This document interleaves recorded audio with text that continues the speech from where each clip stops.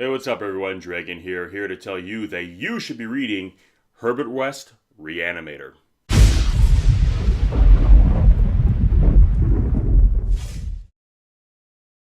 So, Herbert West-Reanimator, or kind of just Reanimator, as a lot of people have come to know it due to its film counterpart. It was a 1922 novella written by H.P. Lovecraft. Who, if any of that name sounds familiar to any of you, this is the gentleman who is kind of responsible for the Cthulhu mythology, or essentially kind of getting it jump started of this kind of concept of other dimension, otherworldly kind of like godlike creatures that are essentially all indifferent to us. But prior to really establishing this kind of mythology, he was also known for kind of writing these smaller kind of horror stories. I mean, a lot of people even kind of consider him a little bit of the Godfather, kind of a 20th century horror, kind of inspiring a lot of other writers later on at the end of that century.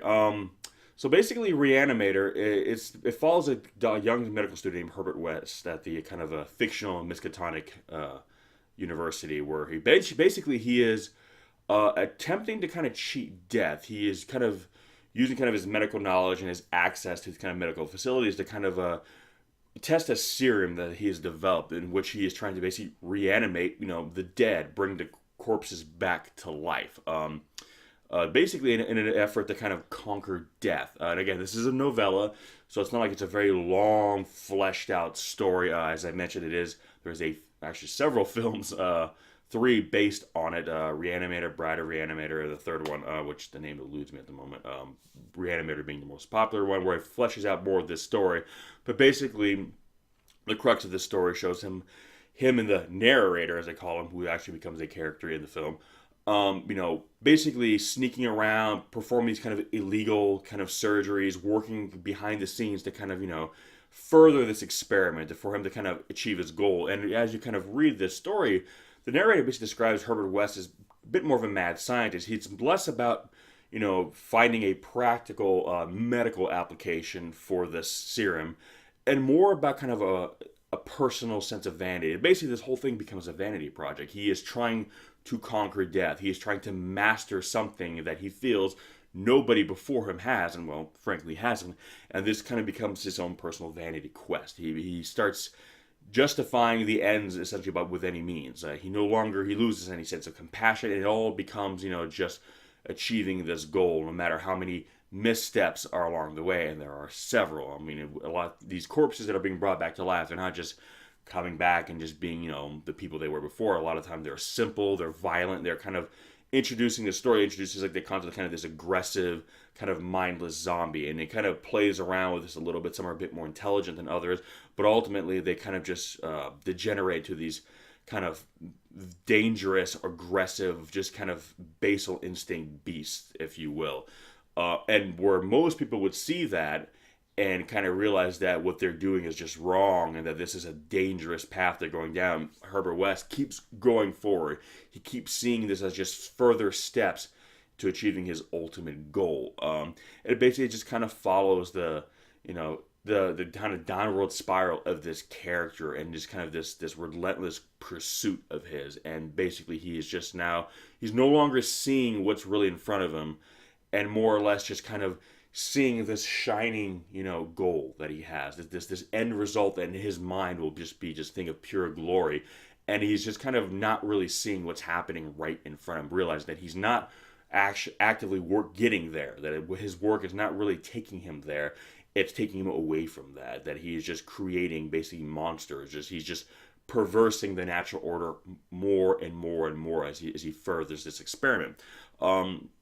So that's the story on the surface, and Lovecraft was very famous for always kind of playing around with kind of taboo concepts and kind of demystifying, if you will, the human experience, the human existence, where we kind of, a lot of people think being a human being is very special, that we have a soul, that we mean something, that we matter, and a lot of his stories, reflected that we don't actually matter. We're just biological machines, that if there are higher powers out there, which in a lot of his writings there are, they have no interest in us. So this story is really kind of showing you that humanity is just a physical construct, and it can be twisted and manipulated and warped, and that's all there is to it. So it's a very pessimistic view of kind of the human condition, and a very kind of dark and just kind of non-sentimental kind of take on it, which if you're into that kind of thing, then, Lovecraft is your guy.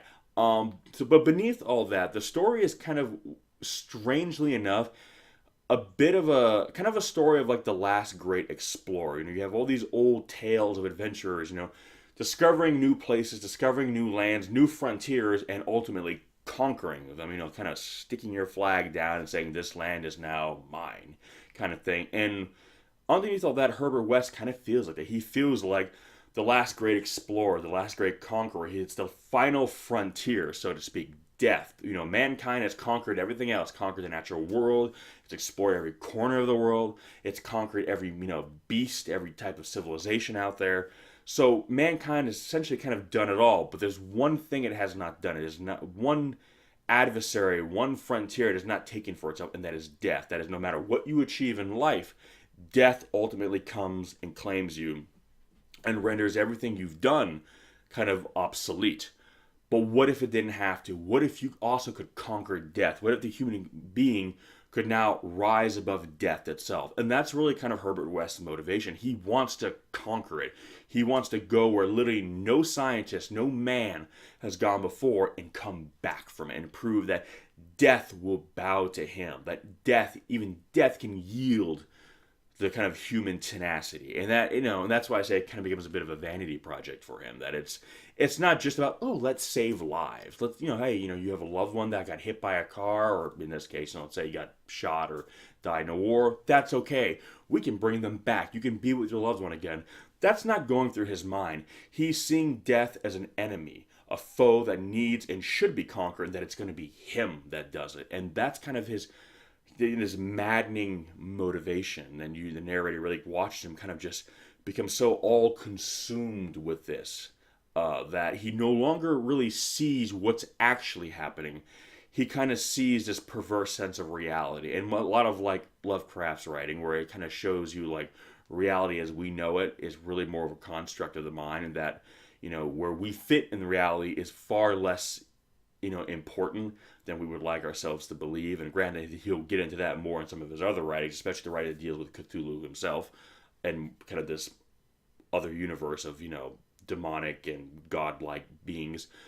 But this story, in terms of like its theme, really makes you realize that, reality is really what our reality, and the reality we live every day is really what we make for ourselves. We however important or special it is really comes from the level of importance we put on it.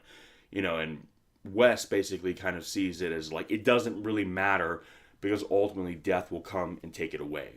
So for him, it's like, it doesn't really matter what's going on in life right now. Until we conquer death, that's, nothing else really matters. So it's kind of this pessimistic view of life that kind of motivates him to really just kind of like, again, see death as an enemy, as a foe that he must defeat and that he will defeat by any means necessary. And you watch how this pursuit changes a person, how West kind of is, the great white hunter, how Herbert West essentially is Captain Ahab and death is his Moby Dick. He wants to conquer. He cannot just accept that it's out there and it is the way it is and just live your life. No, he has to go pursue it. He has to take it down. He has to claim it. It is his trophy. It's what he wants on his wall. It's his frontier that he wants to put a flag in. It's his, it's his foe he wants to best. And that's basically what the story is. It's kind of the human need to kind of conquer. It's a human need to kind of rise above everything, that nothing can be above us. Nothing can hold sway over us, because ultimately we don't want to be at the mercy of anything. It's kind of how human beings have survived. It's that we have conquered every kind of adversarial force that has come against us, both natural or unnatural. It's like we have that's how we feel safe, to know that there's no animal out there that we can't kill.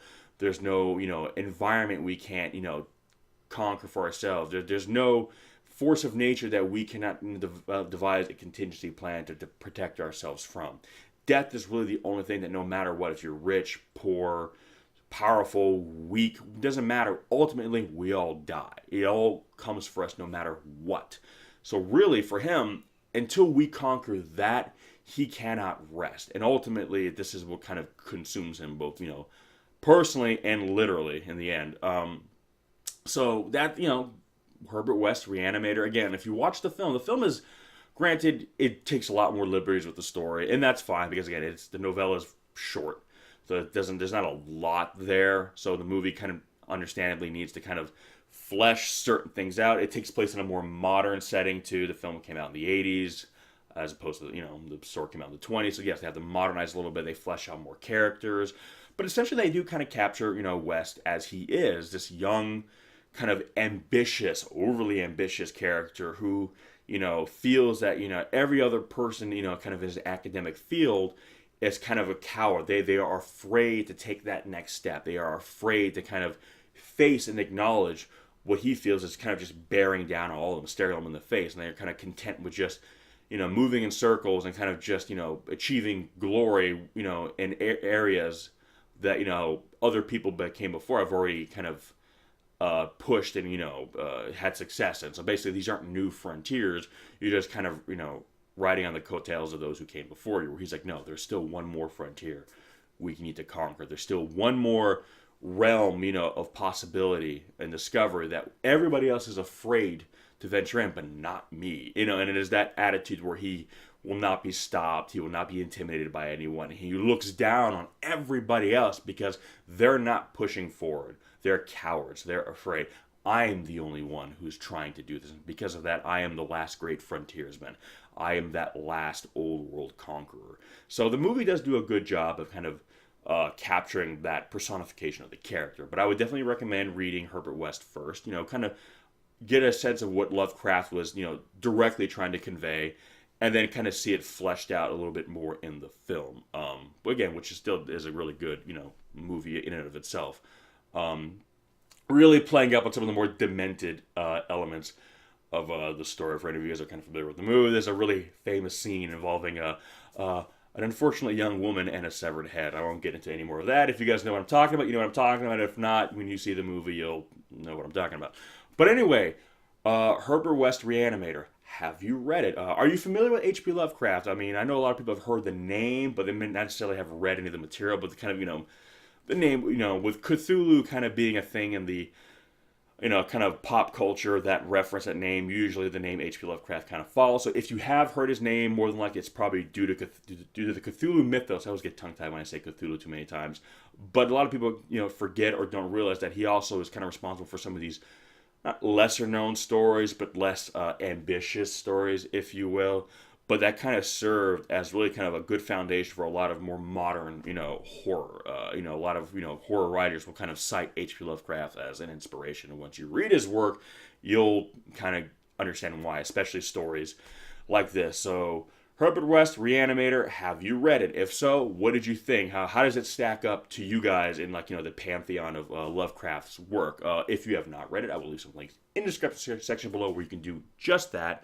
Come back, give me some of your thoughts, and go on and read a lot of his other work too. Because he wrote a lot of novellas and shorter stuff, you can actually get through a lot of his material faster as opposed to having to read someone who's written big, huge novels that's going to take you a little bit longer. You can actually kind of chew your way through a lot of his work in a relatively short amount of time, so you can get a really good sense of, who he was as a storyteller. But yeah, go ahead and start with Reanimator. It's kind of one of his more well-known ones. Obviously, it spawned several movies, and more than likely these movies will probably be remade sooner or later. So, get a sense. But, it's not a long one, so dive into it, get a sense. Get his, it gets a good window into kind of his style of not just storytelling, but kind of his view on what a lot of what has become kind of horror tropes, just things that we've now seen a million times over. But when he was writing them, it was really fresh and new. Kind of how he kind of saw it maybe a little bit differently than a lot of his peers that would come later on. Which I guess if they came later on, they're not really his peers, but you know what I'm saying. But anyway, guys, leave me some of your thoughts. Let me know what you think, and as always, we'll catch you in the next one. Peace.